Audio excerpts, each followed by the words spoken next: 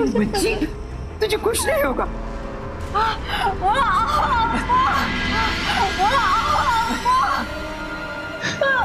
Doctor कहाँ है sister? Oh my God, मुझे कुछ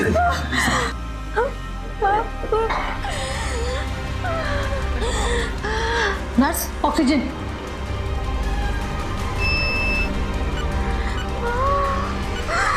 आप इसे पहले क्यों नहीं लेके आए? She is very serious. अब कुछ कीजिए ना डॉक्टर।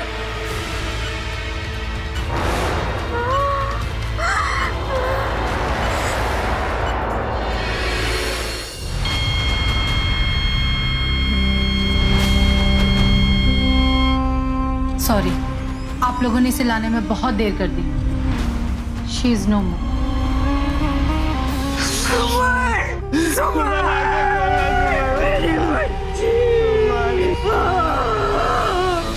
आज हम सब अपनी जिंदगी में इतने व्यस्त हो गए हैं कि घर के काम संभालना हमारे लिए बेहद मुश्किल हो चुका है।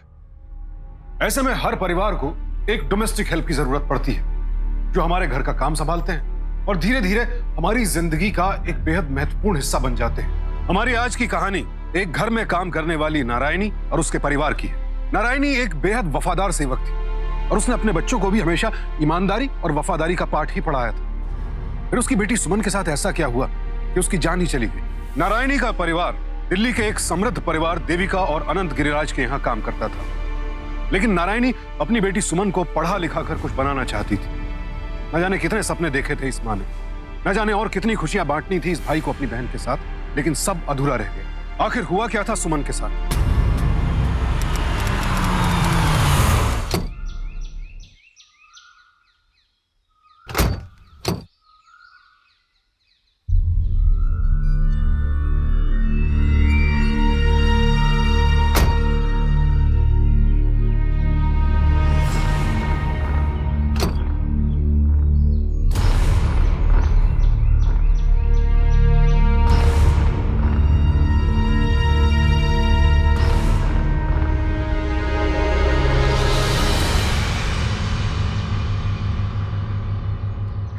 साले साहब, ये है हमारी छोटी सी कुटिया।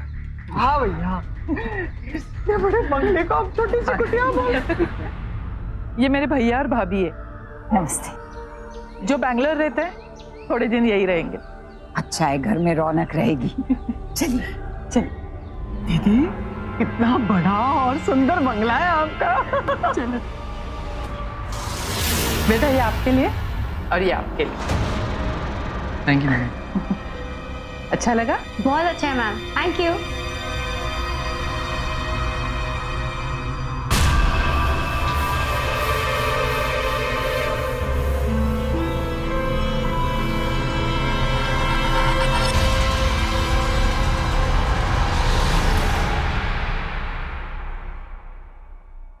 आप रख दीजिए, मैं दे दूंगी।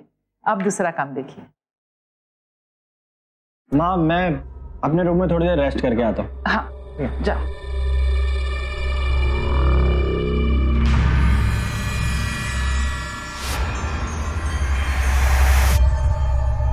दीदी, बुरा ना मानो तो एक बात कहूं, आपने ऐसे अपने नौकरों पे इतना पैसा लुटाया ना करो, और इनको इतना सर पे चढ़ाना भी अच्छी बात नहीं है। इनको जितना भी प्यार दो, आखिर में ये लोग धोखा ही देते हैं। भाभी, ये लोग हमारे पास 10 साल से काम कर रहे हैं, बिल्कुल हमारे परिवार जैसे हो गए। I trust them completely. ठीक है, आपकी मर्जी। भाई साहब, लो ना आप शरबत।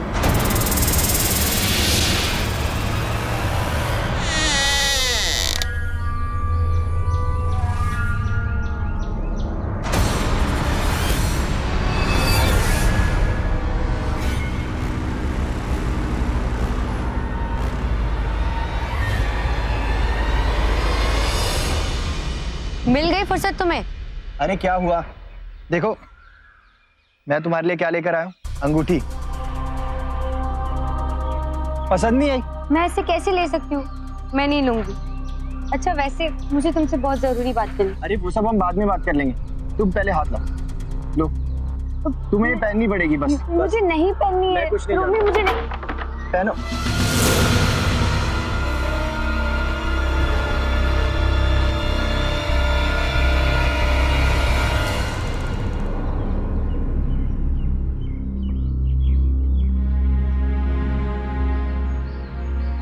सुमन बेटा, ना धूप में क्या पढ़ रही है? नीचे जाके आराम से पढ़ बेटा। हाँ माँ।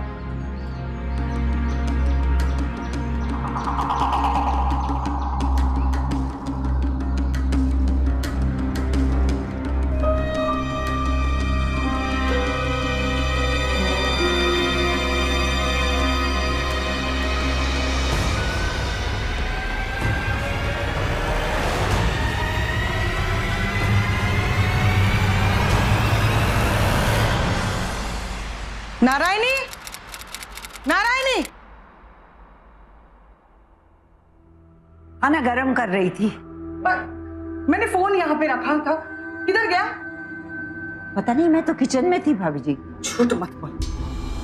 मैंने जब यहाँ पे फोन रखा था तब तू यही थी, और तब से अब तक कोई नहीं आया। सच बोल, कहाँ छुपा है मेरा मोबाइल? कहाँ पे रखा है? बता बता। आप गलत समझ रही है भाभी जी। मुझे नहीं पता आपका फोन कहाँ है। क्या हुआ भाभी? ये मुझसे क्या पूछती हो? अपनी लाडली नौकरानी से पूछ। अरे मैं अपना मोबाइल फोन यहाँ पे छोड़कर गई थी। जब मैं वापस आई तो फोन गायब, और जब मैंने इसे पूछा तो मुझसे उल्टी बात करने लगी। मुझे तो पूरा यकीन है किसी ने मेरा मोबाइल फोन चुराया है। चुराया? बता, कहाँ रखा है मेरा मोबाइल?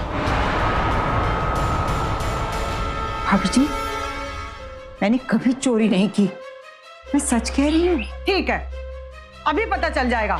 इसके कमरे की तलाशी लो, इसने वही छुपाया होगा। भाभी मुझे नारायणी पे पूरा भरोसा है, वो कभी ऐसा नहीं कर सकती।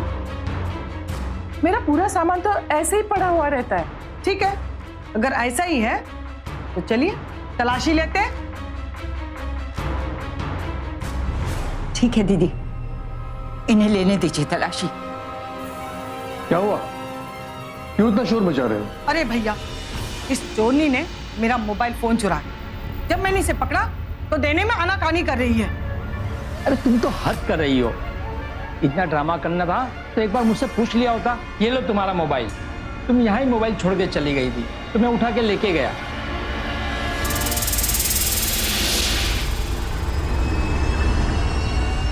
भाभी, आपने गलती की है, आपको नारायणी से माफी मांगनी होगी। माफी? और इससे? तुम भी अजीब बात करती हो। तुम अपनी नौकरानी से माफी मंगवा रही हो? जी, आपने सही सुना, आपको नारायणी से माफी मांगनी होगी। समझ गई। जिस घर में मुझसे ज्यादा नौकरानी की अहमत है, वहां मुझे नहीं रहना मुझे। चलिए जी, हमें नहीं रहना है। चलो चलो। दीदी, ऐसा मत करो, आपने रोक लो। नहीं नारायणी, तुम तो मेरा अपना परिवार हो। वो तो 4 दिन के लिए आई थी, और उन्होंने अगर गलती की है तो उन्हें माफी मांगनी चाहिए।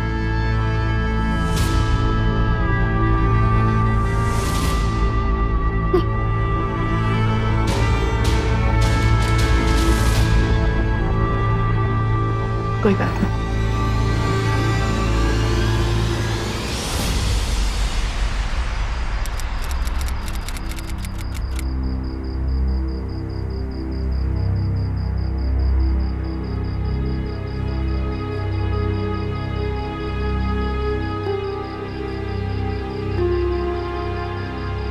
माँ, देविका मैडम बहुत अच्छी है ना? उन्होंने अपना परिवार छोड़कर हमारा साथ दिया। पर मुझे बहुत बुरा लग रहा है बेटा, मेरे कारण उनकी भाभी यहाँ से चली गई। अरे मैं तो भूल ही गई, रोमी भैया को चॉकलेट शेक देना था। जा। अरे माँ, आप रहने दो ना, आप थक गई हो ना, मैं देके आती हूँ। ठीक है? ठीक है बेटा, जा। माँ, तुम भी खाना निकालो, मैं हाथ मुंह धोकर के आता हूँ। ठीक है।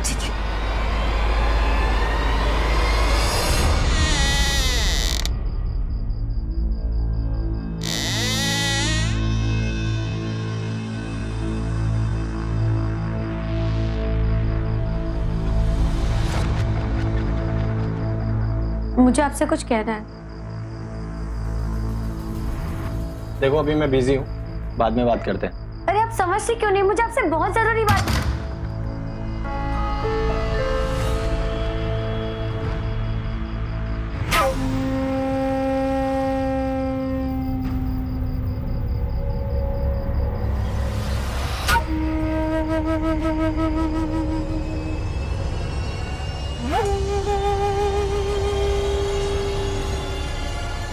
भाई ये लड़की वही है क्या जिसके बारे में तू बता रहा था?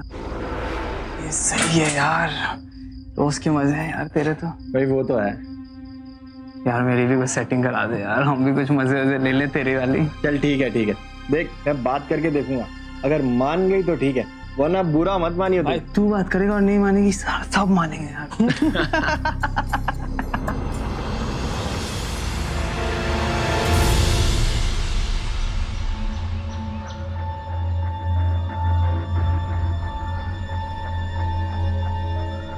अरे क्या हुआ, क्यों बुलाया मुझे यहाँ? मैंने आज अपना टेस्ट किया,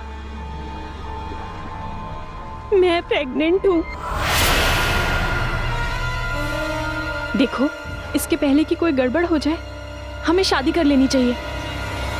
क्या शादी तेरे साथ? अरे तेरे जैसी लड़कियों के साथ ना सोया जा सकता है, शादी नहीं की जाती, समझी? ये तुम कैसी बात कर रहे हो? तुम्हें मुझसे शादी नहीं करनी? देखो अगर तुम आ रहे हो तो ठीक है, वरना मैं ही जाके तुम्हारी मम्मी से बात करके आती हूँ। अरे सुन, तू तो नाराज हो गई खामखा, मैं तो बस मजाक कर रहा था। देख मेरा मतलब वो नहीं था, मैं तो बस ये कह रहा था कि तू अभी ना बहुत छोटी है। अगर देख हम दोनों शादी कर लेंगे ना तो पुलिस हमें अरेस्ट कर सकती है और फिर हमारी जिंदगी ना बर्बाद हो जाएगी, समझी? तो फिर हम क्या करें? देख मैं तुझसे ना बहुत प्यार करता हूँ, ठीक है?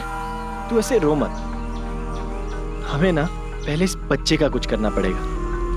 तू ना परेशान मत हो, हाँ? मैं सब संभाल लूंगा, ठीक है? मैं सब संभाल लूंगा, हाँ? सब संभाल लूंगा।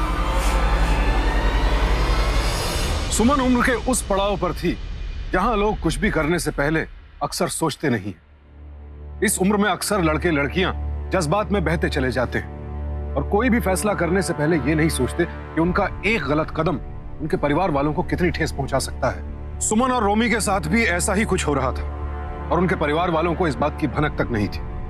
नारायणी और देविका ने अपने बच्चों पर नजर ना रखकर वो भूल की थी जो हम में से कई माँ बाप कर बैठते। लेकिन यहाँ सबसे बड़ा सवाल यह था कि अब रोमी और सुमन आगे क्या करने वाले थे।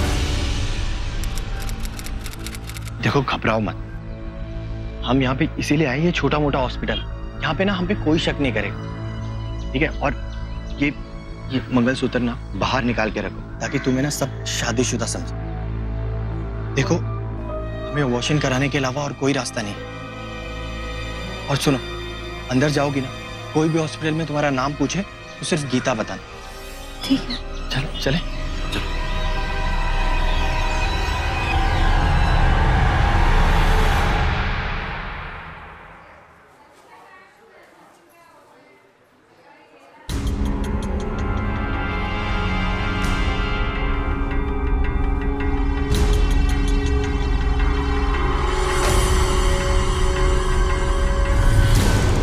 आप लोग शादीशुदा हो क्या? हाँ। आप अपना आईडी प्रूफ लाइए। इसका आईडी प्रूफ क्यों चाहिए? देखिए ये 18 साल की नहीं लग रही है और रूल ये है लड़की अगर 18 साल से कम की हो तो अबॉर्शन के टाइम पे उनके पेरेंट्स का साथ होना जरूरी होता है।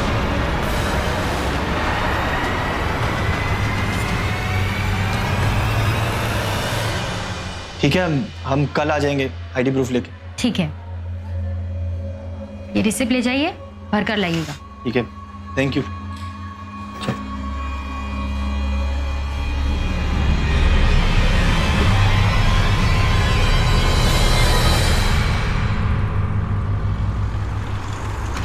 आदि आ जा यार, खोल इसे यार।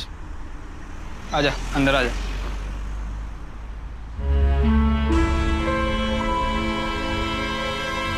तू भी ना यार, कभी नहीं सुधरेगा। यूज कर लेता प्रोटेक्शन। अरे यार जो हो गया उसे जाने दे, मुझे बस इस टंटे से बाहर निकलना है। तू फोन पे किसी टैबलेट के बारे में बता रहा था ना, चल दे। देख भाई, टैबलेट तो मैं दे सकता हूँ और उसमें लड़की के जान को खतरा है।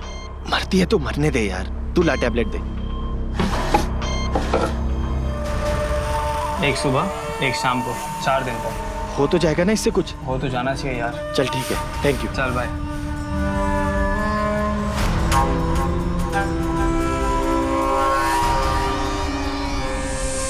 ये गोली लो, ये 2 गोली सुबह शाम लेना। घबराने की कोई जरूरत नहीं है, सब ठीक हो जाएगा। चलो चलते हैं।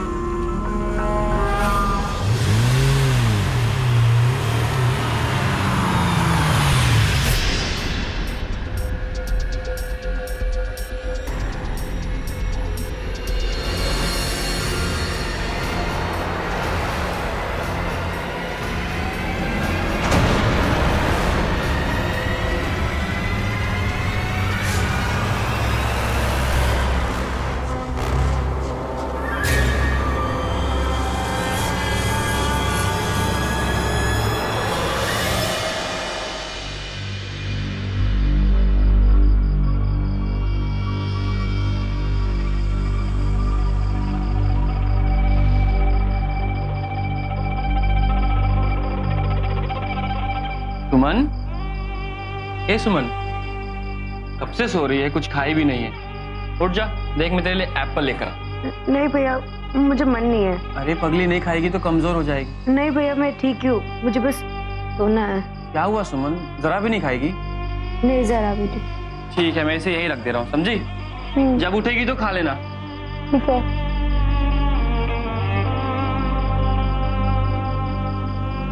और तबीयत ठीक लगे तो मुझे बोलना, ठीक है?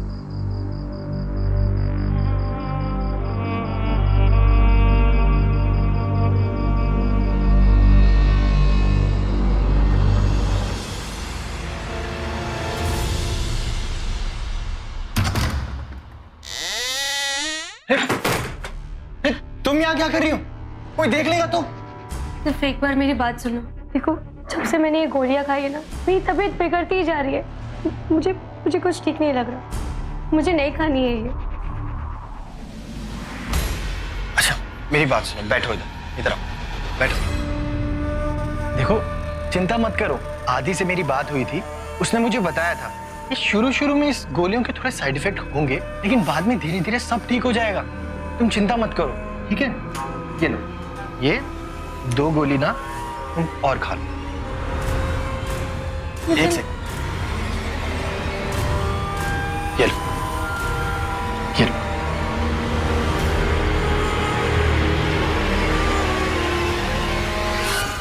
एक तरफ सुमन और देविका थे जो सेवक और मालिक होने के बावजूद खुद को एक दूसरे का परिवार मानते थे, और दूसरी तरफ रोमी था जिसने पहले तो अपनी हवस मिटाने के लिए सुमन के दिल के साथ खिलवाड़ किया, और अब वो उसकी जिंदगी के साथ खिलवाड़ कर रहा था। ये जानते हुए भी कि अबॉर्शन के लिए दी जाने वाली दवा से सुमन की जान तक जा सकती है, उसने वो दवा सुमन को दे दी।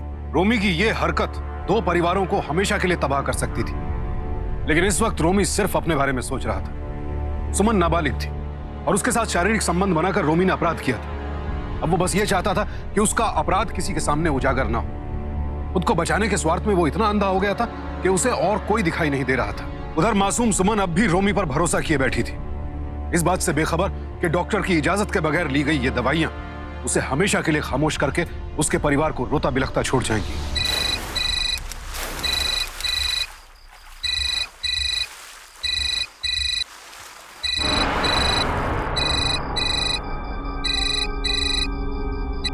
रोमी, अब तक कुछ ठीक नहीं हुआ है, और जब से मैंने वो गोली खाई है मेरी तबीयत बिगड़ती ही जा रही है। अरे यार ट्रस्ट मी ना, तुम 2 गोली और खा लो, ठीक हो जाएगा सब कुछ। Okay bye.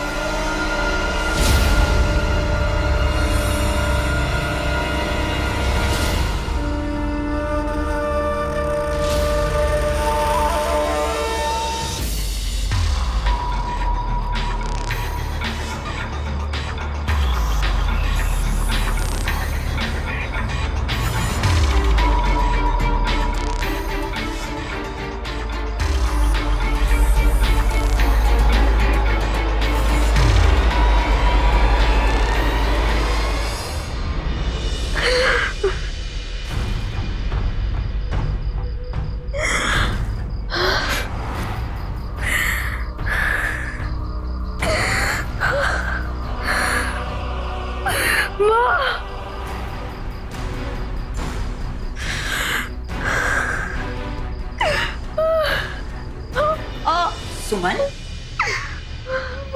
क्या हुआ तुझे? ठीक तो है? ऐसे क्या कर रही है? गणेश, गणेश, बेटा उठ। सुमन की तबीयत बहुत खराब लग रही है, उसे अस्पताल लेके जाना होगा। जाओ, क्या हुआ? जल्दी आ। चल बेटा, तुझे अस्पताल लेके चलते हैं। उठ। क्या रहा है तुझे? चल अस्पताल लेके चलते हैं। चलो माँ। चल माँ तुम हटो, तुम साइड हो। चलो चल।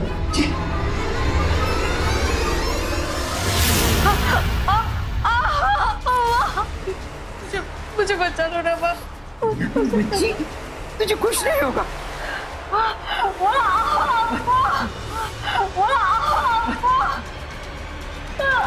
डॉक्टर कहाँ है सिस्टर? Oh my God, मुझे कुछ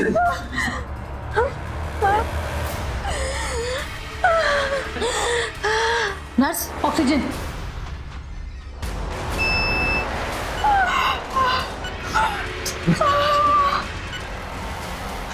जल्दी इंजेक्शन लगाइए ना डॉक्टर। ठीक हो जाएगी। आप इसे पहले क्यों नहीं लेके आए? She is very serious. अब कुछ कीजिए ना डॉक्टर।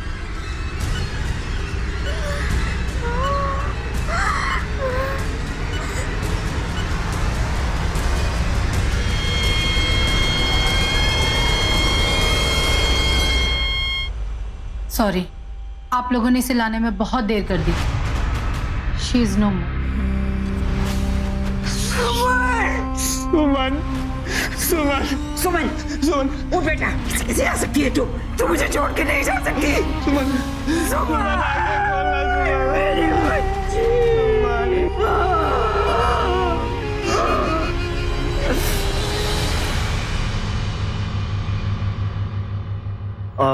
देखिए मैडम जी, ये आपकी बेटी की पोस्टमार्टम रिपोर्ट आ गई है। रिपोर्ट के अनुसार आपकी बेटी प्रेग्नेंट थी और उसने अबॉर्शन कराने के लिए कुछ दवाइयाँ ली। साइड इफेक्ट से उसकी मौत हो गई।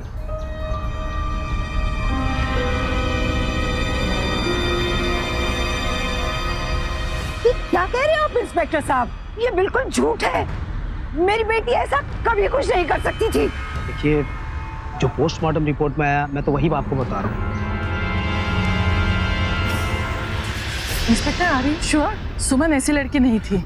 हम उसे अच्छी तरह से पहचानते थे। उसे जरूर किसी ने बहकाया होगा। वो ऐसा कदम उठा ही नहीं सकती थी। देखिए, यदि आपको विश्वास नहीं है तो आप ये रिपोर्ट देख लीजिए, इसमें सब कुछ लिखा हुआ है। नारायण, संभालो अपने आप को। हमारी सुमन ऐसी नहीं थी। उसे जरूर किसी ने बहकाया होगा।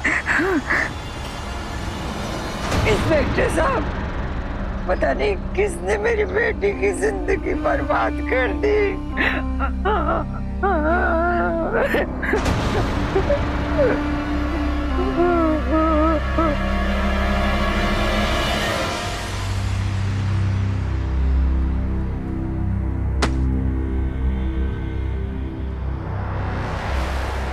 ये क्या है?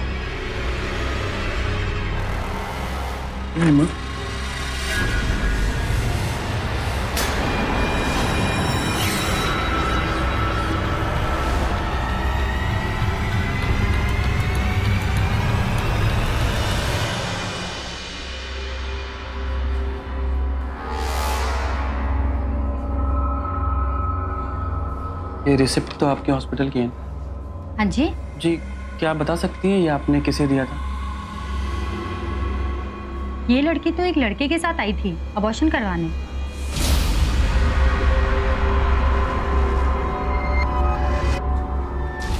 मुझे कुछ गड़बड़ लगी। जब मैंने उससे आईडी प्रूफ मांगा तो वो लड़का उसे ले गया। कौन था वो? दिखने में कैसा था वो? आपके पास उसका कोई नंबर, नाम, एड्रेस कुछ भी है क्या?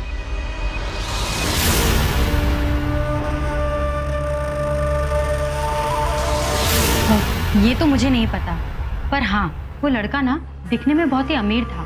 उसके पास फोन भी बहुत महंगा था और हाँ, उसके हाथ में एक टैटू भी बना हुआ था और पूरे वक्त वो नाखून चबा रहा था। अगर आप उसे देखेंगे तो पहचान लेगी क्या? कोशिश कर सकती हूँ। Thank you.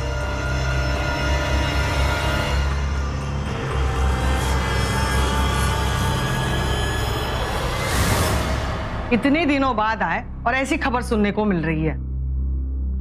भाभी जी, आपने इन लोगों की वजह से हमें भला बुरा कहा है ना, लेकिन देखा इनकी बेटी ने कैसे गुल खिलाया।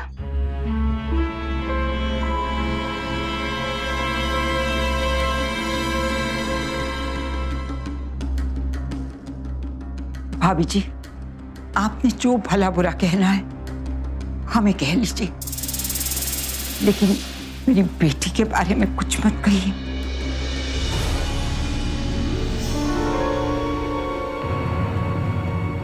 अरे आप भी क्या करें? अरे समझती नहीं है आप इनको, ऐसे ही करते रहते हैं। बिल्कुल सही कह रही है। हाँ भैया, चलो आइए बेटी।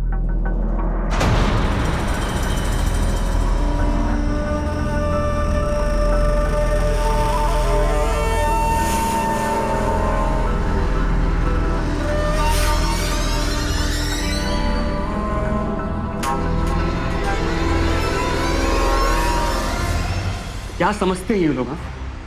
कि कुछ भी बोलते रहेंगे और हम सुनते रहेंगे? अरे इनका क्या गया है माँ? लेकिन अब मैं चुप नहीं रहूंगा। गुस्सा मत कर बेटा, वो हमारे मालिक हैं। मालिक है तो क्या हुआ माँ? मुझे तो इस रोमी पे शक है, कहीं यही वो लड़का तो नहीं?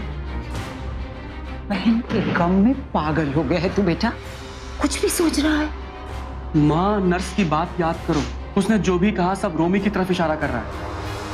ये लोग बहुत अच्छे हैं बेटा, अरे ऐसे कैसे कर सकते हैं? पर माँ, नर्स के मुताबिक वो टैटू वाला अमीर लड़का जो नाखून चबा रहा था, हमने उनका नमक खाया। इनके बारे में ऐसे सोचना भी ठीक नहीं है बेटा। माँ, मैं ये सारी बातें यूं ही नहीं कह रहा। मैंने अभी रोमी को देखा था, वो बहुत घबराया हुआ सा था।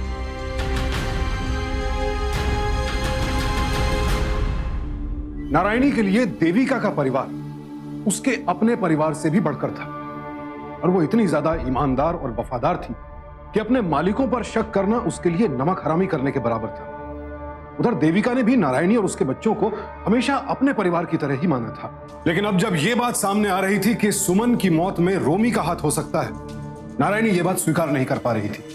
मानती भी कैसे? देविका के परिवार के साथ उसका सिर्फ बरसों का ही नहीं, भरोसे का भी रिश्ता था। लेकिन गणेश को भी अपनी बात पर पूरा भरोसा था। आखिर नारायणी ने अपनी बेटी और गणेश ने अपनी बहन को खोया था, और दोनों ही जानना चाहते थे कि सुमन की मौत का असल जिम्मेदार कौन है। अब गणेश रोमी के खिलाफ सबूत इकट्ठा करने में जुट गए। सुन, बाहर जाना है, गाड़ी निकाल दे।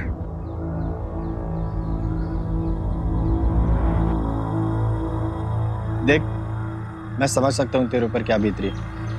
हम लोग तुम्हारे साथ हैं, चिंता मत करो।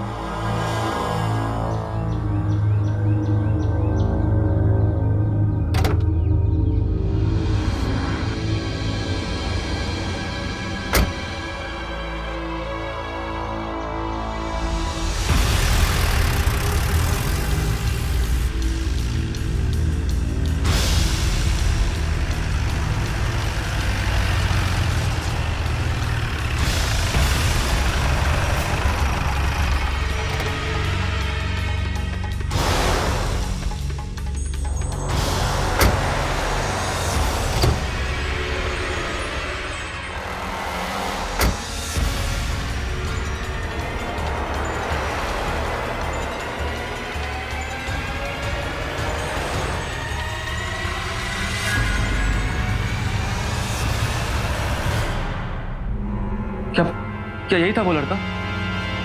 हाँ, यही तो था, आई एम श्योर।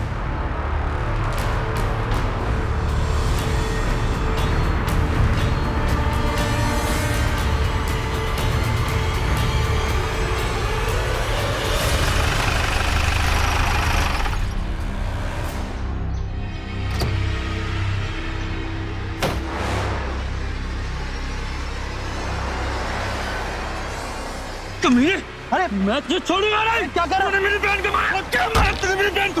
छोड़, कुछ नहीं कर रहा है। अब छोड़ूंगा नहीं। पागल हो गया है तू? क्या कर रहा है? मैं, इसने हमारे सुमन को मारा है, मैं इसे छोड़ूंगा नहीं। अभी रुक जा। अरे पागल हो गया है तू? रोमी, ये क्या बदतमीजी है गणेश? ये जो बोल रहा है वो सच है क्या? माँ ये झूठ कह रहा है। मैं झूठ बोल रहा हूँ। तूने ऐसे कुछ किया है क्या? माँ मैं सच कह रहा हूँ, ये झूठ बोल रहा है। अरे क्या है दीदी, गैरों की बात पर विश्वास कर रही हो और अपने ही बेटे की बात नहीं मान रही हो? भाभी सुमन को मैं उसके बचपन से जानती थी। वो मेरे लिए मेरे परिवार जैसी थी। अगर गलत करने वाला इस घर में मौजूद है तो उसको उसकी सजा जरूर मिलेगी।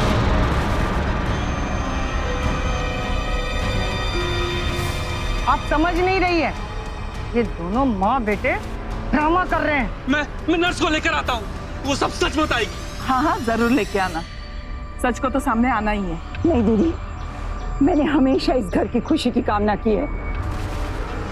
मुझे कुछ नहीं जानना है। माँ तू क्या बोल रही है? इसने अपने सुमन को मारा, तू इसे बचा रही है। मैं नर्स को लेकर आता हूँ, वो सब सच बताएगी। मैं सब सामने ला कर आऊंगा माँ, मैं जा रहा हूँ।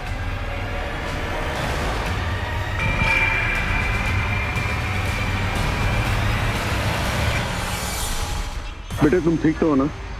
जरा लगी तो नहीं मुझे? देखिए, मुझे इन सब झंझट में नहीं पड़ना, प्लीज। देखिए देखिए, प्लीज प्लीज समझने की कोशिश कीजिए।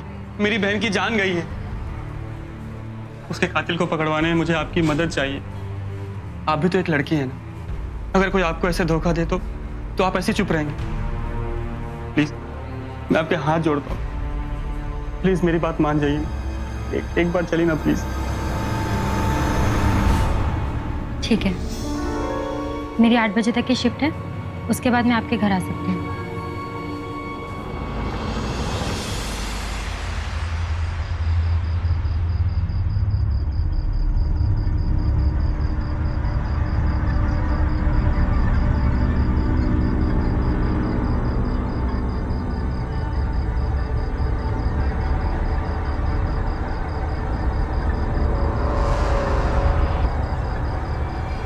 थैंक यू, आप आई।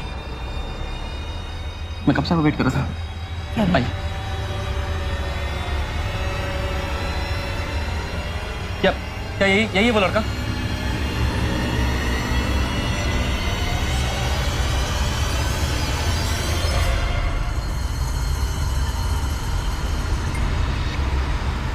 नहीं, ये वो नहीं।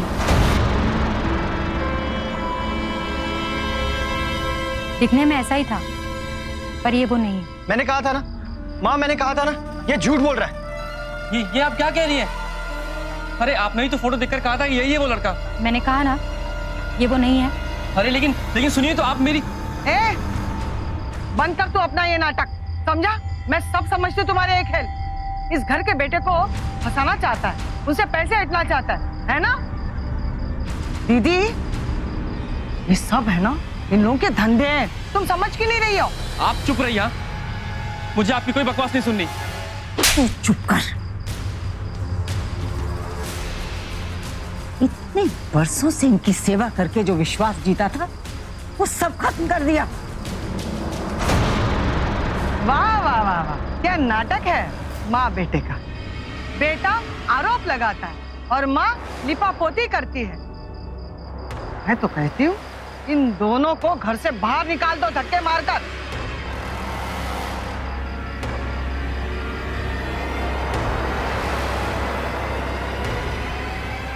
चल। लेकिन माँ सुनो, मेरे साथ चल। माँ, अब माँ तो मेरी बात सुन क्यों नहीं रही है? अरे माँ, तू समझ नहीं मेरी बात को। माँ, तू मेरी बात का यकीन क्यों नहीं कर रही है?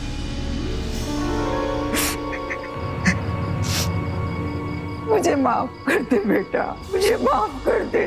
मैं सपने में भी नहीं सोच सकती थी कि मालकिन ऐसा करेंगी।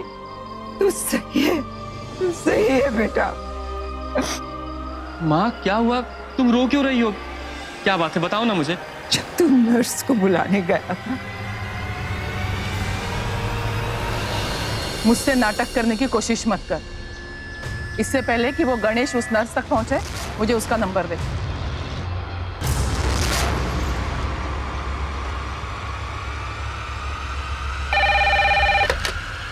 हेलो, मैं देविका मल्होत्रा बोल रही हूँ। देखो, एक लड़का और लड़की आई एबॉर्शन के लिए। उस लड़की का भाई भी इंक्वायरी के लिए आया था आपके पास। मुझे इसलिए पता है क्योंकि वो लड़की के साथ जो लड़का था वो मेरा बेटा है। एक दिन में 50,000 कमाना चाहोगी तो जैसे मैं कहूँगी वैसे करना पड़ेगा। मेरे घर आने के बाद मेरे लड़के को पहचानने से इनकार कर दो। ठीक है।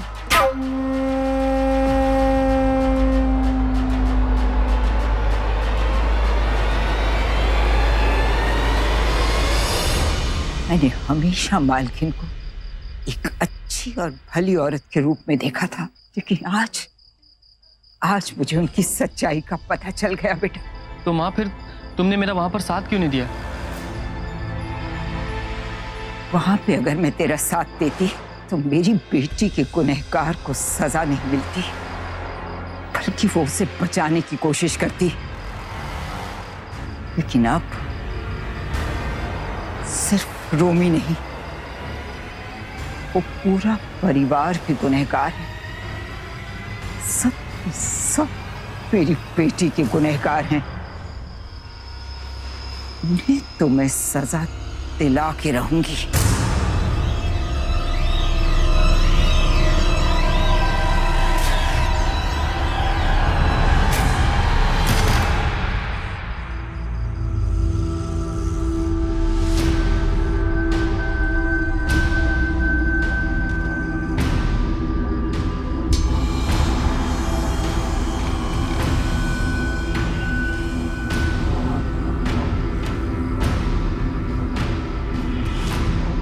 रोमी बाबा, अपने बेटे की तरफ से मैं आपसे माफी मांगती हूँ।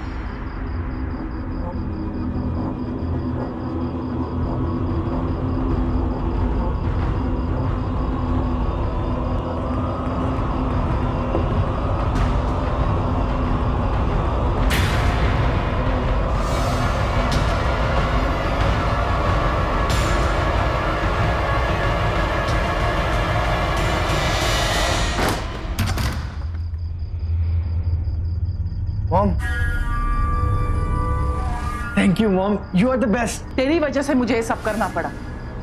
तुझे तो अपना बेटा कहते हुए भी मुझे शर्म आती है। तेरा एक पाप छुपाने के लिए मुझे ये सब करना पड़ा। इसके बाद दोबारा मैं तुम्हें बचाऊंगी नहीं। ये बच्चे को इस तरह क्यों डांट रही हो? अगर कुछ करना ही है तो उन लोगों को घर से बाहर निकाल दो, कहीं आगे चलकर बहुत बड़ी मुसीबत न खड़ी कर दो।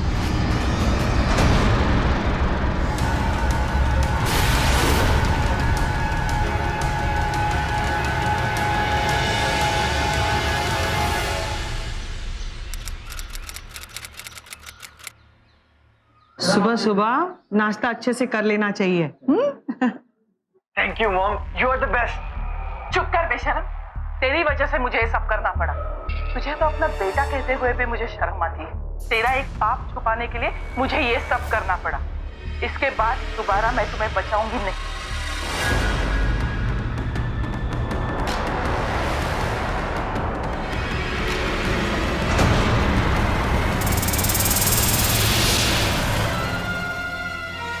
दीदी, आपका झूठ तो मुझे कल ही पता चल गया था, पर आपके खिलाफ कोई सबूत नहीं था मेरे पास, इसलिए मुझे ऐसा करना पड़ा। आपके बेटे ने मेरी बेटी की जान ली है, इसे तो मैं सजा दिलवा के रहूंगी।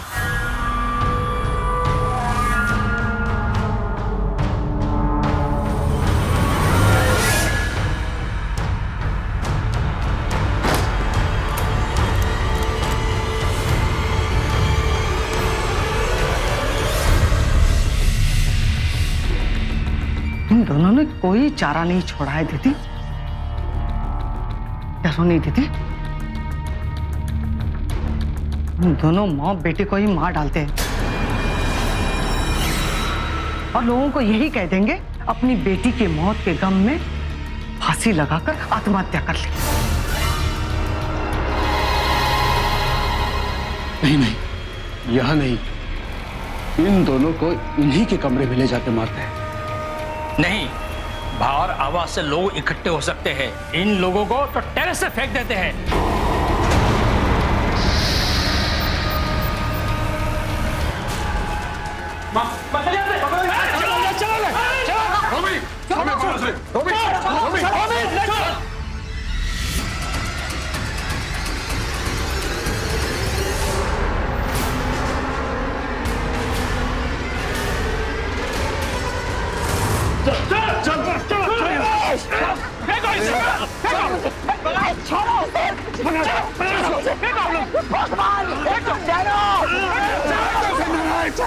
अरे छोड़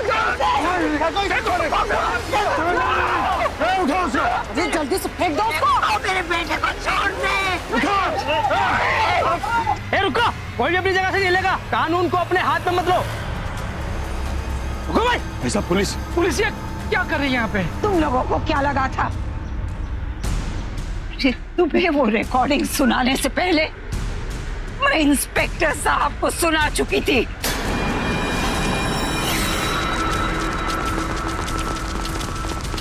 अरे देख क्या रहे हो? चलो भागो इधर से।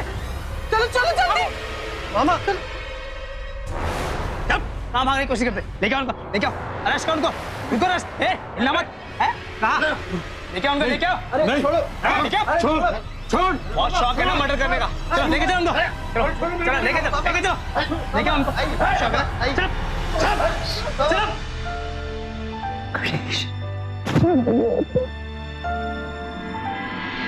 रोमी को बचाने में जब उसका परिवार भी उसके साथ शामिल हो गया, वो लोग भी इस अपराध में बराबर के हिस्सेदार बन गए। बेहद घटिया सोच थी रोमी। पहले तो उसने मासूम सुमन को सिर्फ अपनी हवस मिटाने का जरिया समझा, और फिर जब वो प्रेग्नेंट हो गई तो उसकी कोख में पल रहे अपने बच्चे को मारने के लिए उसने सुमन की जान तक की परवाह नहीं की। और अफसोस होता है ये देखकर कि इतने पढ़े लिखे उसके परिवार ने रोमी को सजा देने के बजाय उसका साथ देना बेहतर समझा। कुछ पैसे वाले लोगों को लगता है कि अपनी दौलत के दम पर वो कुछ भी और किसी को भी खरीद सकते हैं, कोई भी गुनाह करके साफ बच सकते हैं।